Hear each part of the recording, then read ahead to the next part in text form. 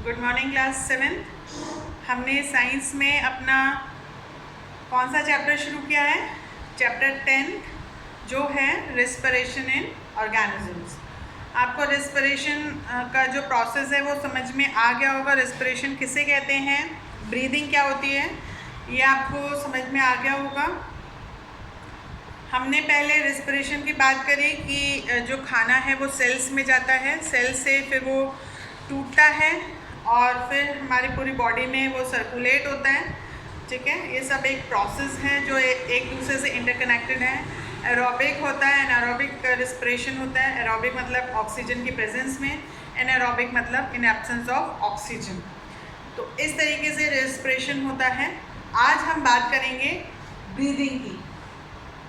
ठीक है, ब्रीदिंग मतलब इनहेलेशन मतलब और एक्सहेलेशन मतलब, इन सब टर्म्स का हम मतलब समझेंगे। तो हम सिंपल जो अगर हम बोल रहे हैं कि वी आर ब्रीदिंग मतलब हम सांस ले रहे हैं और सांस छोड़ रहे हैं। ठीक है, सांस छोड़ रहे हैं, सांस ले रहे हैं। जैसे ये इनहेलेशन हो गया, इनहेल मतलब अंदर लेना, और ये हो गया एक्सहेलेशन मतलब बाहर हवा को छोड़ना।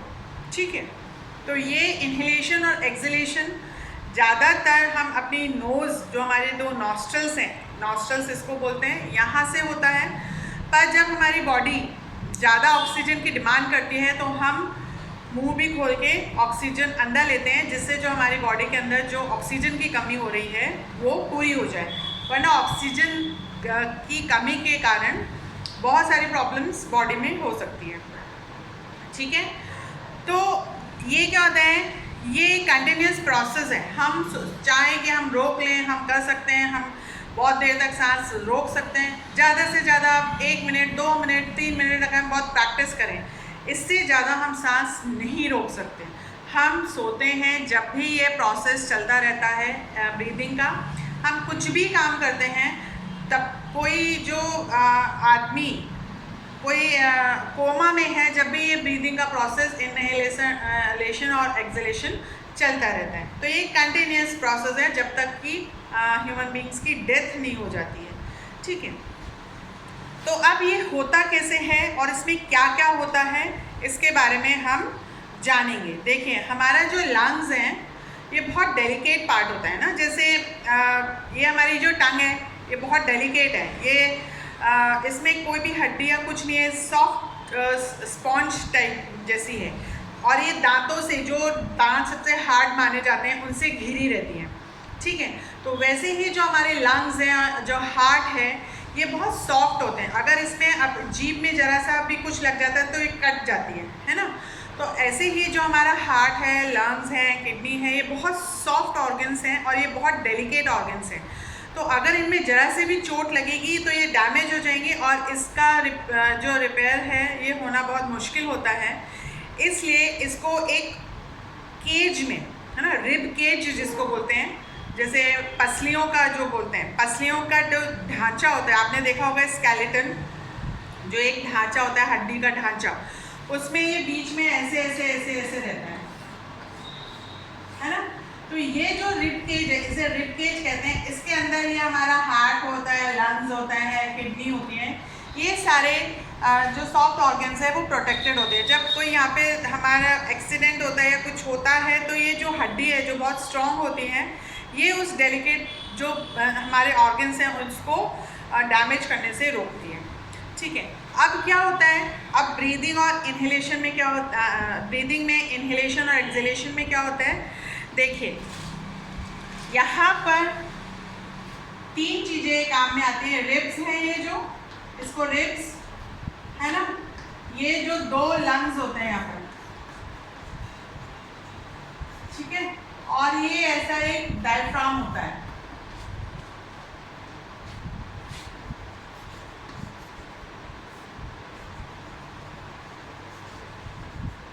डायफ्राम है ना, इसमें जी साइलेंट होता है। तो ये 3 जो चीज़ हैं ये इनहेलेशन और एक्सहेलेशन में कैसे काम करते हैं वो आपको समझना है। ठीक है, जैसे ये हमारे पास एक पॉलीथिन है, ठीक है, इसका आप शेप देख रहे हैं, ये इसमें हवा नहीं है तो ये कुछ इस शेप की है। ठीक है, ये सेम ऐसे हमारे लंग्स होते हैं। अब हम क्या करेंगे, इसमें मान लीजिए हवा भरते हैं। अब ये जो था, जो थोड़ा सा टेढ़ा मेढ़ा दिख रहा था, वो क्या हुआ, फूल गया और एक ये प्लेन हो गया। तो ये जो रिब है ये बाहर आ गई, ये जो फूला वाला पोर्शन है इसको आप रिब के समझ लीजिए, ये बाहर आ गया। नीचे जो डायफ्राम जो इस शेप का जा था वो क्या हुआ, फ्लैट हो गया, है ना। हवा अंदर भर गई, ज़्यादा हवा अंदर भर गई, ये हमारा ऐसा हो गया, रिब केज बाहर आ गई और डायफ्राम हमारा फ्लैट हो गया। ठीक है, ये मान लीजिए फ्लैट हो गया। ठीक है, और अब हम इसमें से हवा निकाल देते हैं, तो ये जो रिब केज है वो अंदर गई, है ना। डायफ्राम ने अपनी जगह ले ली, ऐसे फिर से वापस से बन गया। ठीक है, और जो ये रिब अंदर हो गई, ये बाहर, ये अंदर, हवा भरी तो ये बाहर रिब केज, और ये हवा बाहर गई तो अंदर हो गया, और डायफ्राम अपनी जगह पे हो गया। तो सेम बिल्कुल ऐसे ही इनहेलेशन और एक्सहेलेशन होता है। ये आप अपने घर पे करेंगे, इसको देखेंगे कि कैसे क्या होता है ना। सिंपल है ये। जो अगर इस फॉर्म में है, मान लीजिए ये बिल्कुल ऐसे फॉर्म में रहता है, ये डायफ्राम हो गया, ये हमारा रिब केज समझ लीजिए, और ये अंदर लंग्स, हवा भरा, डायफ्राम बाहर आ गया, रिब केज फूल गया। ठीक है, हवा अंदर पूरी चेस्ट में भर गई, हवा निकलते ही ये डायफ्राम अपनी जगह पे आ गया, रिब केज अंदर चली गई। ठीक है, इस तरह के से ये इनहेलेशन और एक्सहेलेशन होता है। तो अब डिफरेंस क्या है इनहेलेशन और एक्सहेलेशन में? It refers to taking in of air. ठीक है, इनहेलेशन और एक्सहेलेशन में डिफरेंस, इनहेलेशन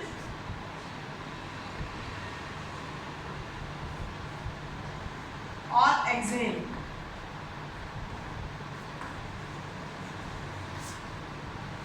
ठीक है, इसमें क्या है, इसमें टेकिंग इन ऑफ एयर, इसमें giving out of the air from the lungs. ठीक है, इसमें रिब्स क्या है,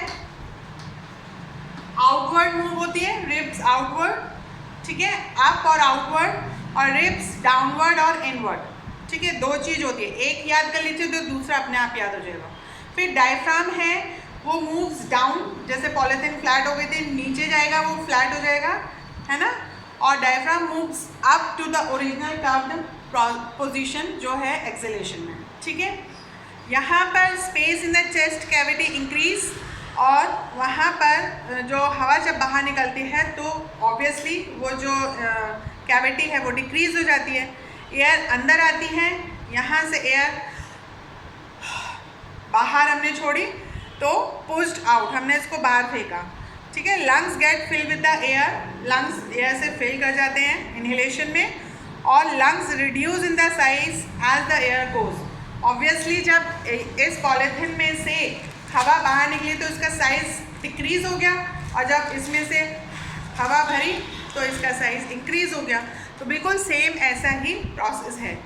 अब इनहेलेशन जो हम कर रहे हैं, जो हमारी एयर जो अंदर आ रही है उसमें ऑक्सीजन होती है 21%, कार्बन डाइऑक्साइड होती है 0.04%, और नाइट्रोजन सबसे ज़्यादा होती है अप्रॉक्स 79%। तो यहाँ पर जो नाइट्रोजन है ये बहुत इंपॉर्टेंट गैस है, और ऑक्सीजन तो है ही। उसके बाद एक्सहेलेशन जब होता है तो उसमें ऑक्सीजन जो है वो 16%, क्योंकि वो बाकी की हमने यूज़ कर ली है। कार्बन डाइऑक्साइड है वो 4.4, यहाँ पे 0.4 थी, यहाँ पर 4.4, मतलब यहाँ पे कार्बन डाइऑक्साइड की मात्रा बढ़ गई है। जो बॉडी में सारा जो कार्बन डाइऑक्साइड थी वो अब बाहर निकल रही है। ठीक है, और नाइट्रोजन सेम वो ही रहती है 79%। तो यहाँ पर ऑक्सीजन जो ज़्यादा मात्रा में हमने ली थी वो यूज़ हो गई, कार्बन डाइऑक्साइड भी, क्योंकि एयर में सब चीज़ मिली होती है तो वो अंदर जाती है।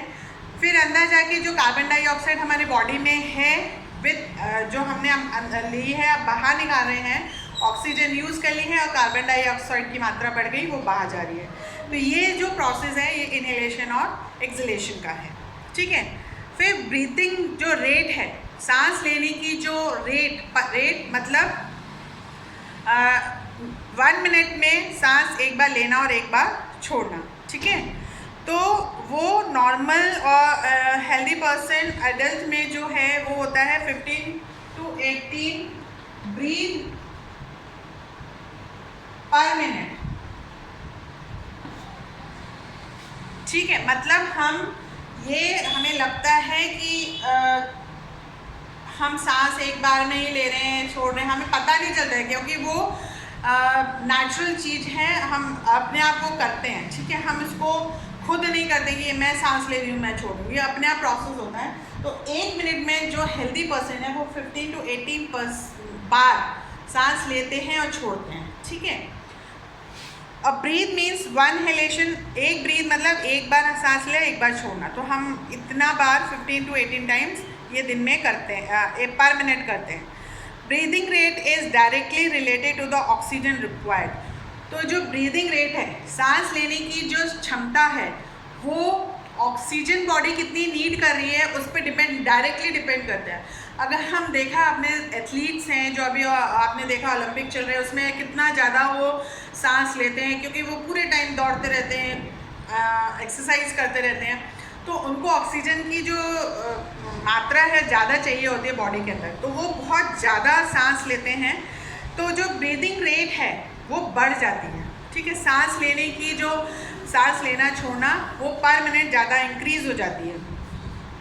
तो यहाँ पर breathing rate become slow when we sleep, और जब हम सोते हैं या हम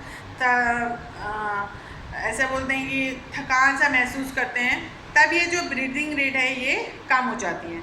तो यहाँ पे देखिए, एक नॉर्मल इंसान में हमने देखा कि 15 to 18 ब्रीथ्स पर मिनट होती है, पर ब्रीदिंग रेट ड्यूरिंग एक्सरसाइज और रनिंग ये 20 to 25 ब्रीथ पर मिनट बढ़ जाती है। 1 मिनट में जो एथलीट्स हैं वो 20 to 25 बार सांस लेते और छोड़ते हैं। ठीक है, और तब हम सोते हैं जब हम 12 to 24 ब्रीथ पर मिनट। सोते समय ये है, नॉर्मल इंसान जब हम काम कर रहे हैं, हेल्दी पर्सन जो है वो इतना होता है ब्रीथ पर मिनट, और जो एक्सरसाइज करते हैं, जो हार्ड वर्क करते हैं, वो 20 to 25 ब्रीथ पर मिनट करते हैं। ठीक है, तो ये जो है चीज़ें ये हम ऑब्जर्व करेंगे अपने एक्सपेरिमेंट जो हम आपको देंगे। फिर यहाँ पर आप पेज नंबर 101 पे देख रहे हैं कि चेस्ट नाप रहे हैं, है ना। ये क्यों करते हैं, आपने देखा ये ज़्यादातर जो आर्मी में जाते हैं उनके लिए चेस्ट कैविटी नापते हैं कि वो सांस कितनी अंदर ले सकते हैं, या वो कितनी सांस अपने अंदर स्टोर कर सकते हैं, कितनी बार निकाल सकते हैं। तो इसका फ़ायदा क्या होता है, उन जो आर्मी वालों का है, एथलीट्स का तो नहीं नापते कि भाई आप इतना सांस ले सकते हो, इतना आप कैविटी या अपनी चेस्ट कैविटी जो है उसका आप सांस फुलाओ फिर हम नापेंगे, ऐसा नहीं करते एथलीट्स के साथ। तो वो आर्मी वालों के साथ क्यों करते हैं, क्योंकि आर्मी वालों के साथ कभी भी एक ऐसी कंडीशन आ जाती है कि उनको अपनी जो नॉर्मल कंडीशन है उसको छोड़ के, जैसे वो बहुत हाइट पे जाते हैं, वो बहुत डीप जाते हैं, जैसे अभी आपने देखा कि बाढ़ आ रही है, वहाँ पे आर्मी वाले लोग ही निकालते हैं लोगों को, तो उनकी ट्रेनिंग दी जाती है उनको। सांस अगर मान लीजिए वो किसी ऐसे दुश्मनों से घिर गए हैं, उन्हें सांस रोक के रखनी है, ये जिससे उनका मूवमेंट का पता ना चले, तो वो कितनी देर तक कितनी सांस रोक सकते हैं, ये सब देखते हैं। तो इस कारण से उनकी चेस्ट कैविटी जो है वो सांस फुलाना और छोड़ना वो नापा जाता है, जिससे कि उनको जब भी वो कोई प्रॉब्लम में हो तो वो अपने आप को सेव कर सकें। ठीक है, तो ये जो चीज़ें हैं ये आपको समझना है। आप वीडियो को सिर्फ देख के बाजू में नहीं रखना है, इसको देखिए, इसको आप खुद महसूस करिए, खुद सांस लीजिए, छोड़िए, महसूस करिए कि अंदर क्या हो रहा है, और एक पॉलीथिन लेके उसको फुलाइए और आप उसको इमेजिन करिए कि हमारा बॉडी में जो लंग्स हैं, रिब्स हैं और डायफ्राम हैं, वो सब ऐसे मूव करते हैं। ठीक है, तो ये सब आपको करना है, और उसके बाद आप जो भी आपके पास वर्क आ रहा है उसको आपको याद करते हुए जाना है, जिससे एग्ज़ाम में आपको दिक्कत ना हो। ठीक है, और जो प्रैक्टिकल है, जो भी प्रैक्टिकल आपके पास आ रहा है, जो मैं PDF जो एक पेपर में आपका आ रहा है, वो आप प्रैक्टिकल फाइल जो है साइंस की उसमें आपको करना है। लाइन वाली साइड पे पूरा प्रैक्टिकल उतारना है, और जो प्लेन वाली साइड है वहाँ पर आपको डायग्राम्स जो भी नीडेड हैं वो बनाना है, बाकी ये सब आपको वहाँ पर करना है, ठीक है। तो इस तरीके से ये हमारा फर्स्ट पार्ट ख़त्म हुआ। कुछ प्रॉब्लम है किसी भी चीज़ में पहले भी जो हमने पढ़ा है तो आप मुझसे पूछ सकते हैं, ठीक है। Have a nice day.